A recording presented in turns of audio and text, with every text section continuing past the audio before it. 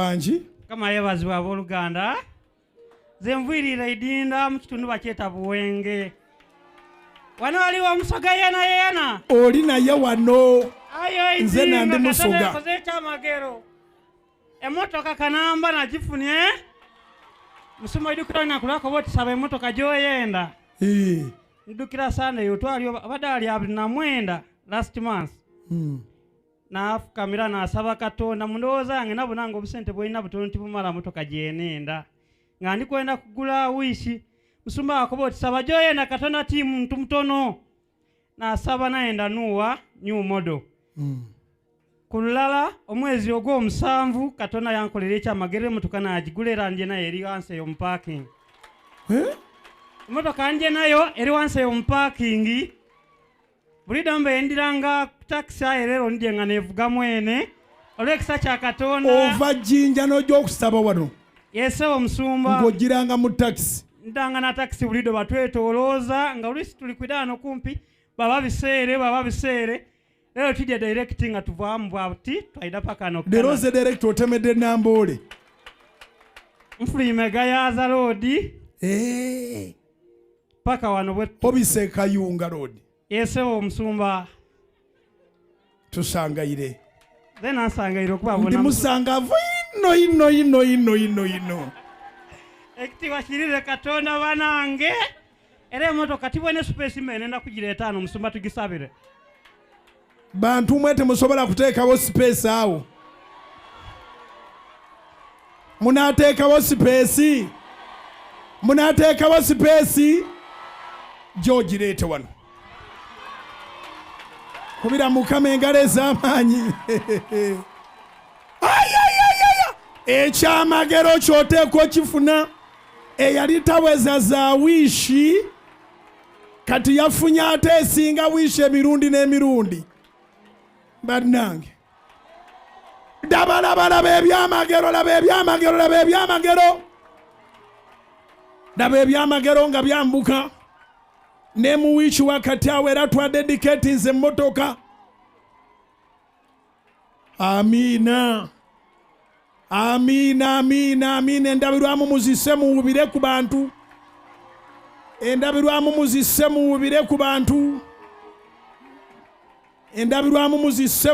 ku bantu ate ng'ogenze wala ewetera ddala muwetera ddala kale musooke muwete n'okuweta amiina Kanamba yangu wano ebali bagirabeko awo obona ozaanazaana n'ekyamagero amiina ne bwe baba bakuloga omulogo agenda kufa ovuga emmotoka kubira Mukama engalo ez'amaanyi mu linnya erya Yesu. Ne bwe baba bakuloga omulogo agenda kufa ovuga emmotoka wanika emikono gyo zino tuzidedicatinga mu ngeri ya byewuunyo. Katonda waffe omulungi emmotoka zino tuzikuwadde mu linnya lya Mukama waffe Yesu. Weebale taata weebale Mukama tebafunanga obuzibu bwonna bano abaana bo bawadde emmotoka. Weebale taata omulungi tuziwaayo gy'oli kabaka babakabaka. Wegulumize Mukama waffe taata emitto gino Mukama bamalayika be bagituulako Mwoyo Mutukuvu yaluŋŋamya. Amiina mugolole emikono sabire emmotoka tuziweeyo ekyamagero Katonda kyobadde tofunanga naawe akikolere kyobadde tolabanga naawe akikolere abakole bulungi Mukama. Amiina ekyo ekikankimaze kati ntandise bano be baliwa tugiwaddeyo mu linnya erya Mukama waffe Yesu. Katonda nga bwali omulamu tugiwonzeeyo tefuna buzibu tefuna bubenje yiyo. Amiina ne bweggulawo buguzi nzigi nze nja ziwaayo yagidedicatinga. Mukama mulungi eyali tamanyi nti anaafuna wadde eza wiishi daba ate bwaleeta ennene. Amiina. Mukama mulungi. Twebaza Katonda. Amiina. Saba essaala ng'omanyi nti enkyalulwo. Saba essaala ng'omanyi nti enkyalulwo. Saba essaala ng'omanyi nti enkyalulwo. Saba essaala ng'omanyi nti enkyalulwo. Mu linnya erya Yesu omwana Katonda omulamu. Tuwadde Katonda tefunanga buzibu, yingini si yakubulwa amafuta ate si yakugwa mu maanyi. Gulako mu maaso awo. Gulako mu maaso awo. Gulako mu maaso awo.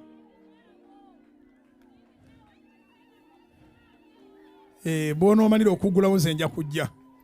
Katonda awadde bafala ebyamagero kyotolabanga. Amiina. Olwaleero amafuta g'otoola oteekwa okuvuga ku kidduka. Olwaleero amafuta g'otoola oteekwa okuvuga ku mmotoka empya. Na buli ali wano ng'emmotoka yo nkadde eyanguwe mangu okugenda ofune emmotoka empya. Mu linnya lya Yesu omwana Katonda omulamu. Gwe obujulizi obadde wabuwadde tonababbuwa. Abooluganda Mukama yeebazibwe. Erinnya bampita Eric Muyanja nga mbeera Nansana obudde buno. Naye mabega wali nali mbeera Wankulukuku, Mukama n'angobayo. Kubanga famire yange yonna eri Wankulukuku obudde buno. Naye Mukama yangoba mu ngeri eyali ey'ekyewuunyo. Nyina mutabani wange wano nange ngambye omukisa sigenda gusubwa. Jangu dadi. Jangu. Ngambye omukisa sigenda gusubwa, nasaba dda Mukama Katonda mpa olunaku lwenyinza okuwa obujulizi. Ne ntuukirira ne musumba wali eri ku Soloti. Ne mugamba musumba nyina obujulizi, n'angamba tukkirize olunaku Katonda lwakola ki? Lwateeseteese. Nange nenzikiriza. Ate okumanya nyina omukisa njijangwa mu bitali ebyange. Katonda nampa omukisa, naye omwana ono bwe bujulizi obusookera ddala. Yatufaako ng'alina emyaka 2 n'ekitundu. Ono yennyini. Era mu biseera twali mu overnight najja n'ekifaananyi kye ng'alina kasero mu ddwaliro nga bamulongoosezza amawuggwe. Ono gwe mulaba. Obudde bunene yandibadde tatambula. Naye nasaba Katonda mpa olunaku lwempeerako obujulizi. Naye olwaleero alumpadde. Yafa ng'alina emyaka 2 n'ekitundu. Yalya buli chapati, ebintu bye tulabanga ebyokusaaga. Maama we yamuwa chapati n'emutuga. N'amala eddakiika kumpi 3 nga tassa. Tugenda okudduka okutuuka e Rubaga mu ddwaliro. Ne batugoba. Ne batugamba tebamusobola. Ne tufuna omusawo. N'atugamba tugende Nakasero naye muyina ssente. Nga tetuyinaawo yadde 10. Ffe tudiringira mu piki. Ebiseera ebyo nali nkola ne mukulu wange. Wali wano ffenna tusabira wano. Nali nakamala okugula piki yange eyasembayo n'alwala nga sinaawo yadde 10. Omwana n'alwala ne batugamba muyina ssente tugende Nakasero nga tetuyinaawo yadde 10. Naye Mukama Katonda n'atukozesa ne bamulongoosa amawuggwe. Twamalayo weeks 2 ne batusibula. Naye ripooti y'abasawo yali nti nga bwe mumanyi nti Nakasero y'eddwaliro erisinga gegamu kugasinga obulungi mu ggwanga. Naye abasawo batugamba emyaka 2 ng'omwana talina kye yakoze. Yadde okutuula, yadde okuyimirira, yadde okwenyenyaamu. Kuba twava mu ddwaliro nga talaba. Nga maaso gazibye ono ebiseera ebyo yali mu lubuto. Era Mukama Katonda okumanya mulungi, singa ebiseera ebyo ono teyali mu lubuto, singa siddangamu kuzaala. Naye Mukama Katonda okumanyanga mugezi teri muntu ayinza mufaanana, yagenda okuteekawo ekyo ng'ono olwedde waali. N'amuzirizawo ekirabo ekisingira ddala okuba ekinene. Ne neebaza Katonda, ssente yadde zaagenda naye yatuddizaawo. Oluvannyuma lw'obujulizi obwo, oluvannyuma lw'omwana ono okuwona, nga tumaze okumujjanjaba, abooluganda temwevumanga mbeera mbi. Mukama Katonda atulinnyisize ddala ku speed gy'otolabanga nako. Ono yali akyali mu kuwona, Mukama Katonda n'atutandikira bizinensi eyaffe. Tutunda pikipiki za wujju. Era buli muntu yenna yeetaaga pikipiki emabegaawo waliwo enamba zaffe sijja ziwa poziko nga pasita nzikiriza naye Mukama Katonda n'atutandikira edduuka ennansana eritunda awuju erikanika piki ddungi era nasaba pasita olunaku lwali bayitawo at least awo ku masitoowa nga ku mafuta ga mmeru ayimirira mpe ku mukisa ogw'edduuka Musumba nsaba omukisa newankubadde bakuyisawo misinde kuba nkulaba buli lunaku ng'ogenda ng'okomawo ne ngamba oyo no pasita wange kuba mu dduuka mulimu TV 2 n'ezibeerako salt okujjako n'akalango kawuju akalango we kaggwa salt yekola ki yeddako ne bagenda ne batugamba ne kati muwuliriza oyo omusajja oyo na oyo actually bamuyita oyo na Haji ne tumugamba Haji ne mbagamba ddala Haji naye nze nfunayo omukisa nze ng'omuntu we ŋŋendayo nkola ki nfunayo omukisa kati mwe bamanyi oba Haji oba biki kiri nti Katonda wange gyali era nkolera. So obudde buno Mukama Katonda atuwadde ekidduka kino Musumba nakimalayo mu nnaku z'omwezi 2 omwezi oguwedde era twali tulwanyisa amabanja wano nga nange nwanise morokeno okuggwayo mukama wange ne Mukama Katonda atukoledde ebyekisa tekyabanjibwako yadde 10 n'ekimu Mukama atugabiridde atukoledde ebirungi ebitali bitono famire yange weeri wano abooluganda Mukama Katonda newankubadde nti ebiseera ebimu sitaani atugwira ne wabaawo wootuuka n'ogamba mu butuufu Mukama nkoledde abadde Katonda tabadde nze ekitiibwa n'ettendo byonna biddire Mukama.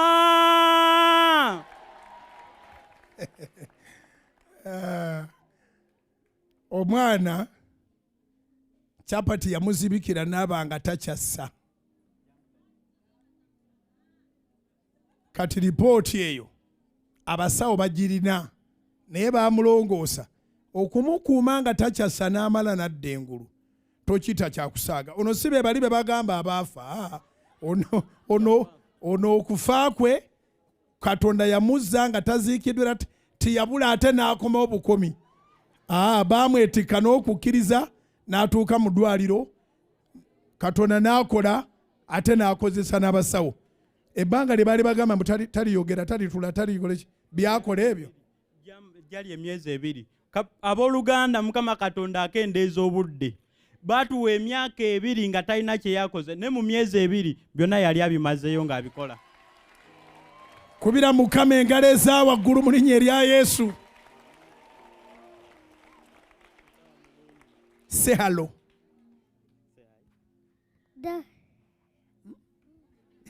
Say hello. Kale omwana akufaanana ennyo sitaani yali amubbi. Naye nga Chapati yaziigira ku mmwe. Kubira Mukama engalo ez'amaanyi.